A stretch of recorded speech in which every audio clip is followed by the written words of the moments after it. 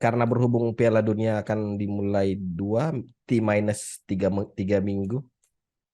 Iya.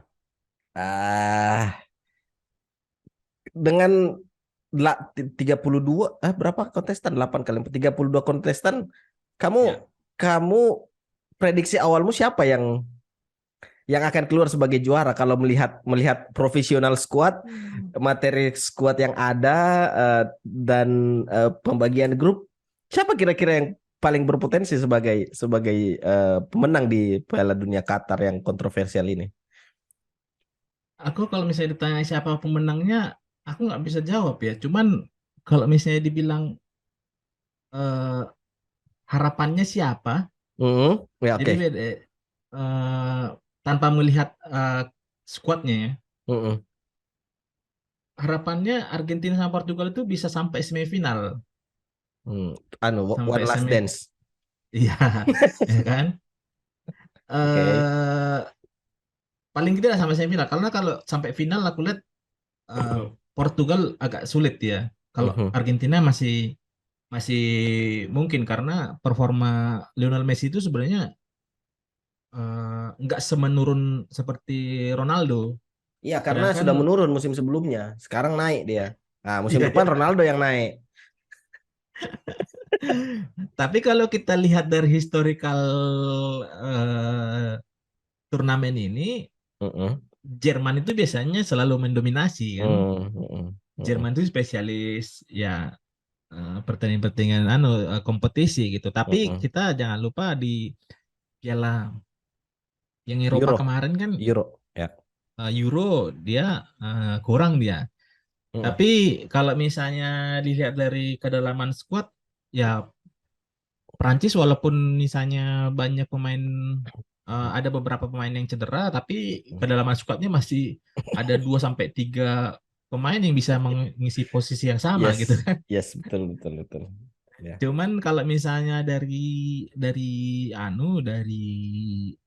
eh, dia di grup di mana, kemudian sejauh ini performanya mungkin Brazil ya yang paling Hmm, paling diuntungkan karena dia satu grup dengan Serbia, hmm. Swiss sama Kamerun gitu. Sedangkan yang Jerman tadi yang punya historical bagus, dia satu grup dengan Spanyol, Spanyol, yes. Jepang sama Costa Rica. Inggris sendiri gimana? Inggris nih aku nggak pernah menikmati kalau mereka main ya. Karena Kamu ingat kapan terakhir kali kamu menikmati performanya Inggris di tim nasional? mungkin Piala Dunia 2002 pada saat lawan lawan Turki. Kolombia Pak, ya. Oh, Kolombia. Iya, yang golnya Beckham tuh. Eh, Di zamannya itu aja tuh. Kalau yang sekarang kayak gimana ya? hmm. Nah, Gareth Southgate ini kayaknya dia malah kayaknya kebingungan memang dia untuk meracik pemain yang ada gitu. Tapi kalau dibilang menikmati itu nggak menikmati sama sekali. Justru eh, kalau skala timnas ya, aku paling menikmati itu kalau nonton Prancis sama Italia. Hmm. Bukan Prancis lawan Italia, tapi Prancis sama Italia. Kalau misalnya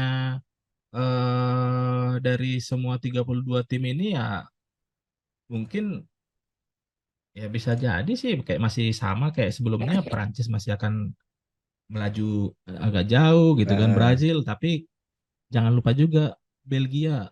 oh iya. Belgia ini katanya dengan adanya KDB ini kan Hmm. tinggal siapa di depan aja nih yang bisa. Trossard katanya. Lisandro Trossard ya. Trossard Soalnya itu Belgia atau Prancis Belgia, ya? dia Belgia, dia Belgia Belgia. ya. Ah. Soalnya si Lakaka kayaknya nggak dipanggil itu. Iya, iya, iya. Nah, kayaknya kita perlu Kalau kamu gimana? kalau aku Hmm. ah setelah melihat materi pemain ya yang Hmm. ada siapa profesional skuadnya, kayaknya Prancis itu kedalaman skuadnya itu pemain yang bisa dibawa ke Qatar itu lebih dari cukup kalau aku lihat Hmm. dari secara itunya aja, secara permukaan aja itu Prancis lebih diunggulkan, kemudian Brazil, Hmm. yang ketiga Jerman. Hmm. Hmm. Kalau aku melihatnya begitu. Inggris ya kita lagi-lagi ini tim nasional Inggris. Kapan sih Inggris bisa bisa memberi kejutan ya Inggris gitu. Tapi kalau ngomongin Inggris ya, aku setuju dengan pendapatnya Mourinho.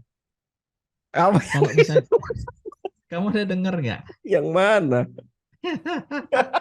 Ini sebagai Mourinho fanboy ini kelingkalan nih. Yang mana?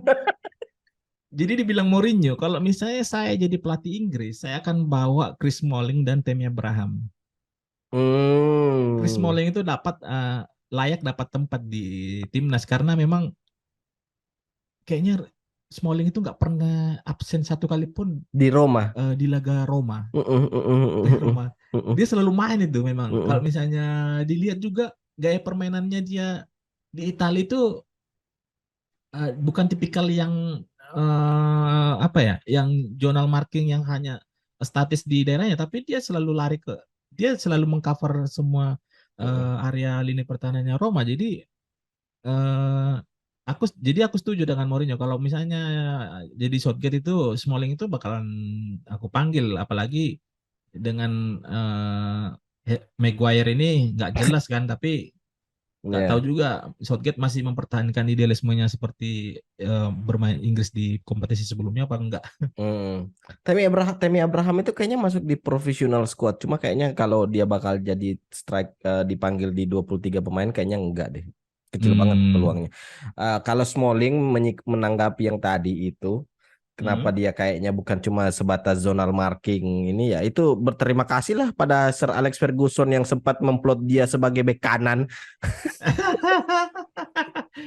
Tandem sama Jones loh dia dulu. Sama Jones. Bayangkan 2011.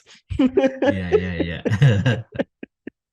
Eh, aku berharapnya di Piala Dunia nanti ini Hmm. ada kejutan-kejutan sih kayak mungkin Korea Selatan, Jepang atau Kanada atau mungkin Amerika Serikat juga bisa bicara sedikit lebih banyak dibanding 4 tahun sebelumnya gitu, dibanding tahun-tahun sebelumnya gitu. Atau mungkin Iran, tapi kayaknya Iran kecil banget. Iya, kita harus ini ya. Biasanya kalau di turnamen yang World Cup atau Euro begini kan memang nama besar sebuah negara itu kayak nggak terlalu berimpact kalau misalnya ketemu negara yang kecil gitu kan, karena Mm-mm. kekuatannya seperti kayak seimbang, pada akhirnya Seimbang. kayak seimbang karena Mm-mm. mungkin ini juga dipengaruhi karena mereka kan berlatih itu tidak tidak selama seperti bermain di Yes. klub gitu kan. Yes. Cuman kalau dari kejutan, kalau aku ngelihat skenario itu justru yang paling berpotensi itu tim dari Afrika ya. Senegal, Senegal gitu, Kamerun gitu, Kamerun, Ghana, Ghana. sepak Eh, bola gajah nanti nih. Kalau tim Asia untuk memberikan kejutan, ya terakhir kita ingat itu ya Korea Selatan Korea ya. Selatan, ya. Tapi katanya ada ini ya, apa? Siapa? Ada sedikit simpang siur yang mengatakan bahwa FBI, CIA atau apalah namanya, pokoknya Hah? intelijen-intelijen gitulah. Ya, mereka sedang memantau, katanya ada potensi kecurangan di Piala Dunia 2022 nanti ini di mana Qatar diplot akan Ah, kayaknya sih enggak. kayaknya itu cuma ini ya apa pemanis-pemanis aja kayaknya ya. Iya. Isu paling besar ini sebenarnya kan di perhelatan ini masalah tempat tinggal malah. Ya ya ya ya. Bahkan ada Jadi tempat tinggal yang kurang kan di sana. migrant worker itu yang di ini ya disuruh keluar gitu ya gara-gara. Iya. Mm-mm. Inilah Qatar kita belum sempat bahas kalau misalnya ada satu segmen kita mungkin mungkin mungkin minggu depan atau kalau bisa minggu ini kita ngulik Piala Dunia atau mungkin kita histori sejarah Piala Dunia atau momen-momen Piala Dunia dari tahun ke tahun dari 4 tahun Mm-mm. bisa kita angkat.